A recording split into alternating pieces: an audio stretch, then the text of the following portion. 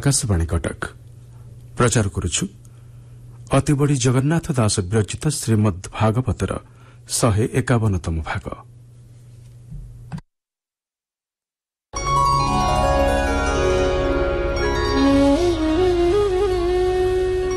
नारायणं नमस्कृत्य नरं चैव नरोत्तमं देवीं सरस्वतीं व्यासं ततो जयमुदीरयेत्।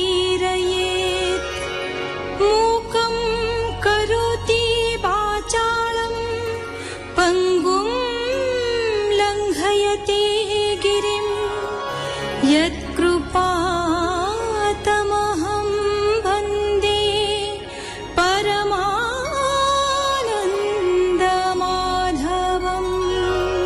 पृथ्वी एवं अंतरिक्षर स्थिति और विस्तार वर्णना पर निम्न भूमंडलर निम्न प्रदेश रे थिबा 7टी भूविवर कथा कहुଯାଇଛି। सेगुड़िकर नाम अतल, वितल, सुतल, तलातल, महातल, रसातल आउ पाताल। एगुड़िक गोटिए तले गोटिए 10,000 योजन दूर अवस्थित। प्रत्येकर दैर्घ्य और प्रस्थ 10,000 योजन।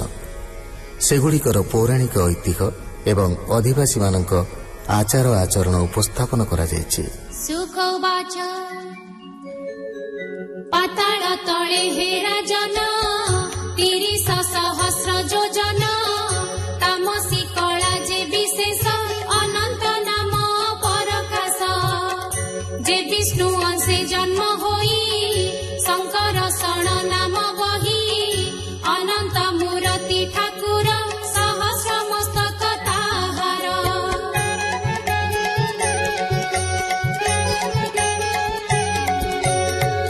ताहार एक शिरे महिमंडल अछि स्थिरे जे सृष्टि करई संहार भ्रुकुटी करीण कराळ। एकादश रुद्र जे होई शंकर शरण से गोलाई 3 लोचन 3 शिर प्रचंड षोलटी जाहार।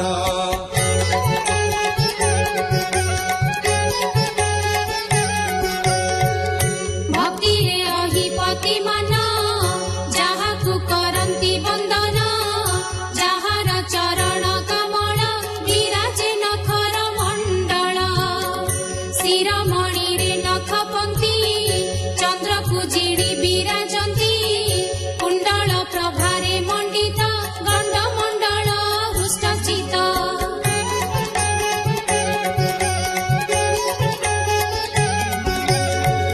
ताहांक चरणार बिंदे चक्षु निवेशन्ते आनंदे परम भक्ति जोग मते उदित होए हृदगते। चाहंतु विविध विधाने सेवंती नाग पत्नी माने जे धरे रूप मनोहर विशुद्ध धवल शरीर।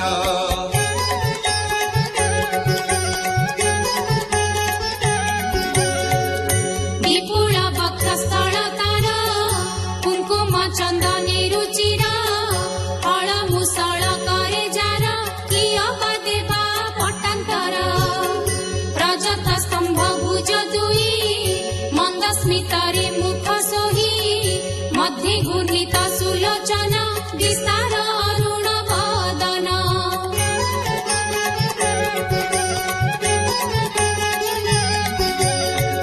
से जे अनंत भगवान अनंत गुणर निधान से आदि देव जे ईश्वर क्रोध को करीण संहार। लोक पालन निमंतरे कहीं अछंती से ठाकुरे उरग सुर जे असुर सिद्ध गंधर्व विद्याधर।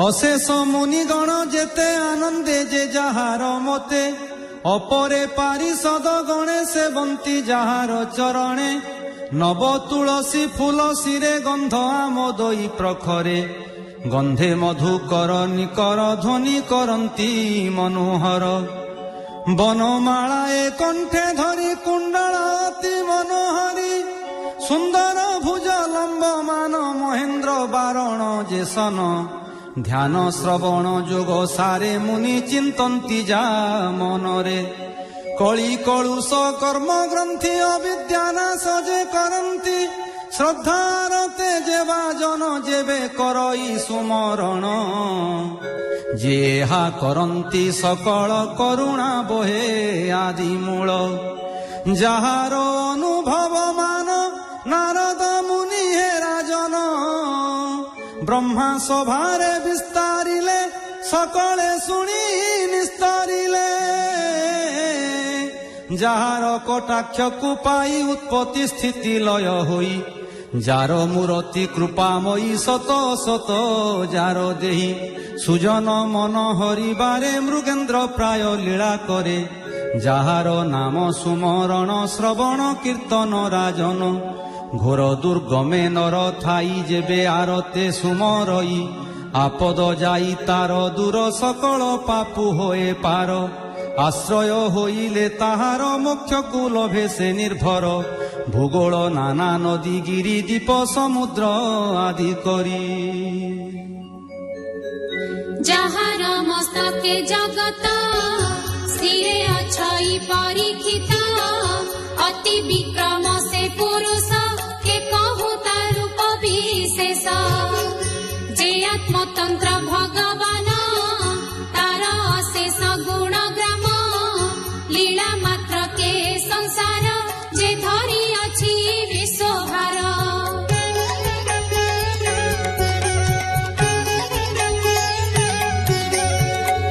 ହେମନ୍ତ ପ୍ରଭାବ ଯାହାର ଦୂରିତ ହାରି ସେ ଠାକୁର ଏବେ କହିଲୁ ଜୀବଗତି କର୍ମରୁ ଯେ ଯାହା ଭୁଞ୍ଜନ୍ତି ଯାହାର ସ୍ଥାନଟି ଯେମନ୍ତ ସକଳ କରିଲୁ ବିଦିତ ଯାହାର ଯେମନ୍ତ ଲକ୍ଷଣ ଯେ ଧର୍ମ ଯାର ଆଚରଣ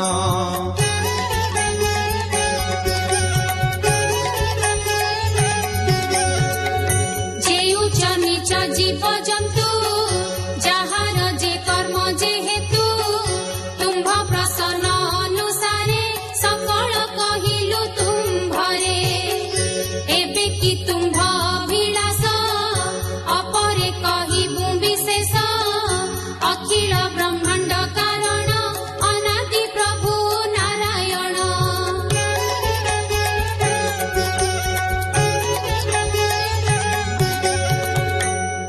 ସେ ପ୍ରଭୁ ଚରଣେ ମୋ ମତି ଅନବରତେ ସ୍ଥିତି କହି ଜଗନ୍ନାଥ ଦାସ ହରିଚରିତ ସୁଧାରସ ସୁଜନେ ଶୁଣ ଦେଇ ମନ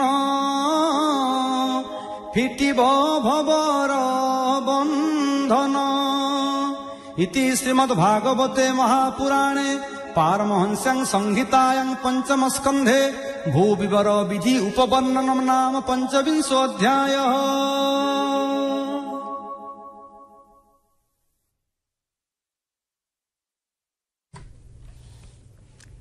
ଶୁଣୁଥିଲେ ଅତିବଡ଼ି ଜଗନ୍ନାଥ ଦାସ ବିରଚିତ ଶ୍ରୀମଦ୍ଭାଗବତର 151ତମ ଭାଗ। ବେତାର ସମ୍ପାଦନା କରିଥିଲେ ଡକ୍ଟର ଦାଶରଥୀ ଦାସ, संगीत परिचालना करथिले प्रफुल्ल कर, वर्णनारे थिले बसंत महांती, प्रयोजना सुहास महांती, कंठदान करथिले महाप्रसाद कर, दुखीश्याम त्रिपाठी, महापात्र मिनती भंज एवं शैलभामा महापात्र।